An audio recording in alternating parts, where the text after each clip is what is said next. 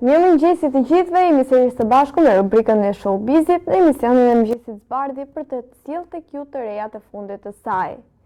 Tani sot do flasim për disa deklarata dashurie që ne nuk i prisim të na vinin.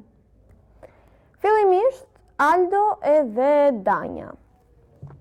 Tani, nëse do të rikujtojmë pak, përpara disa prajmesh, Danja tha se Aldo po e ngacmonte. Gjë që të cilën Aldo e mohoi, gjithashtu edhe publiku ju kundërvun Danjës bashkë me produksionin, sepse thanë shiko se ti po e bën lojën, duhet flirtojnë të gjithë me ty.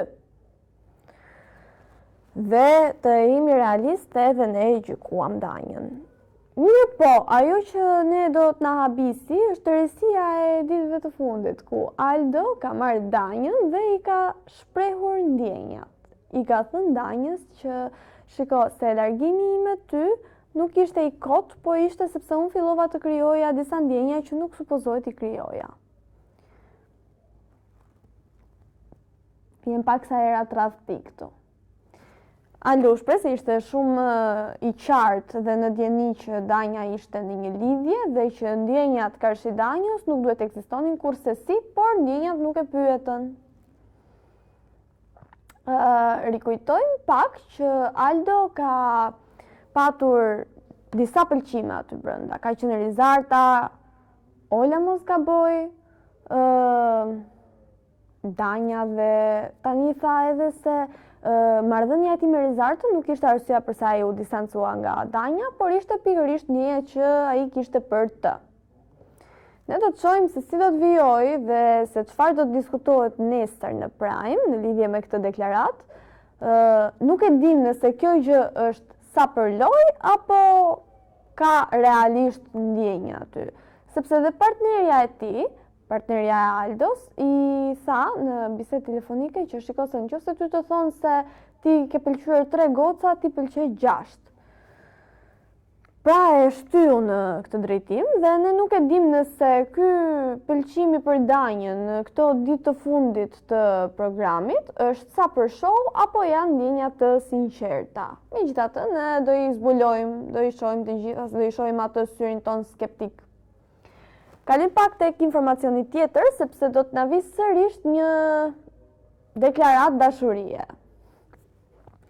Kësaj radhe, Xheneta ka risjell në vëmendjen e publikut edhe një herë marrëdhënien e saj me Gjestin, duke u shprehur se Gjesti ka ende ndjenja për të.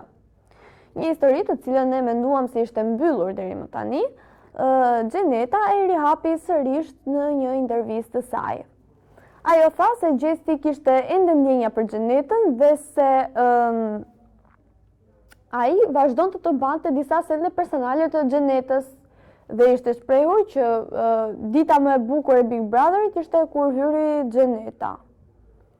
Mua, me thënë të drejtën, nuk është se mu duk në një reagim, se bëri në një reagim Gjesti kur hyri Xheneta.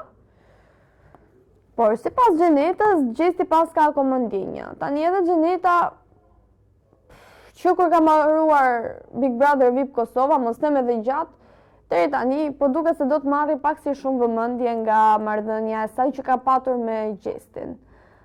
Nuk e ka lënë rehat, jo Egli po kopjon Xhenetën, jo Gjesti ka ndjenja për Xhenetën, një herë thot që është tallur, pastaj thot që ka ndjenja. Kështu që është pak kontradiktore me veten e saj dhe me publikun, me ne, sepse nuk mund të thuash një ditë që ky djalë nuk ka patur kurrë ndjenja për mua, thjesht ka luajtur, dhe ditën tjetër të thuash që Gjesti ka akoma ndjenja për mua. Mua më duket pak sa pa sens, por nga një anë mezi po pres të mbaroj ky Big Brotheri dhe të shohim se nëse do të mundemi të shohim se si do të vijojë marrëdhënia e Gjestit, Xhenetës dhe Eglit, sepse është një treshe shumë e komplikuar, nuk dihet nëse Gjesti do përfundojë në njërin prej vajzave apo jo, do nisi një faqe të re. Unë ato do i sugjeroja se asnjëra as tjetra, as ky vetë madje nuk është se janë shumë të rrezi. Mirë, kalojmë pak tek informacioni tjetër. Atëherë, Alba është konkurrentja e Ferma VIP, e cila ka qenë gjithashtu pjesë e programit Përputhen, në cilën ka tentuar të gjejë dashurinë, por pa fat. Tani, Alba ka shprehur edhe më përpara se ka qenë martuar, ka patur një histori 3 vjeçare, të cilën e risolli sërish në vëmendje gjatë qëndrimit të saj në ferma VIP, dhe u shpreh se ato 3 vite ka bërë eksperiment.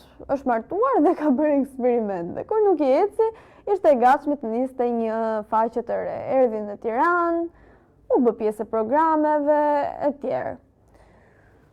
Tani, vajza, t'jo them një gjë, unë jam pak sa kundër këtyre, nuk është jeta eksperiment, martohu për eksperiment. Megjithëse varet se çdo njeri mendon gjërat ndryshe. Për shembull, Alba edhe kur u fut tek ferma VIP, u fut me synimin e qartë, dua, kam ardhur të gjej burr. Kështu ka ardhur. Edhe me veshjen, e pyeti Big Mama, mos gaboj, tha, po ti ku po shkon kështu? Të gjej burr, tha. Kështu që e provoi të përputhen, nuk i eci në një program përputhshmërie, po tenton ta gjej dashurinë e saj tek ferma VIP dhe ne i urojmë asaj që ta gjej. Pse jo? Të bëhet çift, por kësaj radhe me ndjenja të sinqerta dhe jo me eksperimente, me vajse, e merr vetëm qaf kollaj. Mirë, ne do të kalim pak edhe tek informacioni i fundit për sot. Meqense ishim duke folur për fermën VIP, kësaj radhe do sjellim në vëmendje marrëdhënien e Luana Vjollcës dhe Fioralba Ponarit. Atëherë, Fioralba ka qenë prezantuesja e edicionit të parë të fermës VIP, të cilën ajo është shprehur se ka qenë eksperjenca e jetës për të. E ka dashuruar si program, ka dashuruar rolin e saj si moderatore në të, dhe ka qenë shumë e lumtur. Këtë vit, prezantuesja e këtij edicioni është Luana Vjollca, një prezantuese me një goxha background, e cila ka prezantuar edhe reality show tjetër. Mirë po, tani duket se ka një lloj krisje mes kësaj dy sheje dhe ka inate, sepse Luana dhe Fioralba nuk ndiqen më në Instagram dhe ju e dini, ne atë butonin unfollow e marrim si debat, marrim si një luftë të fshehtë. Okej, Fioralba mund të ketë të drejtë ngeli disi hatri, por prezantueset ndrohen. Kur është ndruar Arbana tek Big Brother me Ledionin, ferma VIP 2 edicione ka që ka filluar. Një edicion Fioralba, një edicion Luana, edicionin tjetër të shohim kush do të jetë. Unë mendoj se të dyja prezantueset janë goxha të mira në profesionet e tyre dhe bëjnë punën më së miri. Por të jem realiste, më pëlqen më shumë Luana për këtë lloj reality show. Gjithsesi, ne do të shohim nëse do të marrim në një konfirmim nga dyshja për krisjen e marrëdhënies së tyre ose vazhdimsinë e saj, nëse ka hatërmbetje me njëra tjetrën apo jo, dhe do të jemi sy e vesh për t'i ndjekur. Këto ishin informacionet e përgatitura për sot. Ne do të ritakojmë sërish javën e ardhshme me të rejat e fundit të showbizit. Mirupafshim!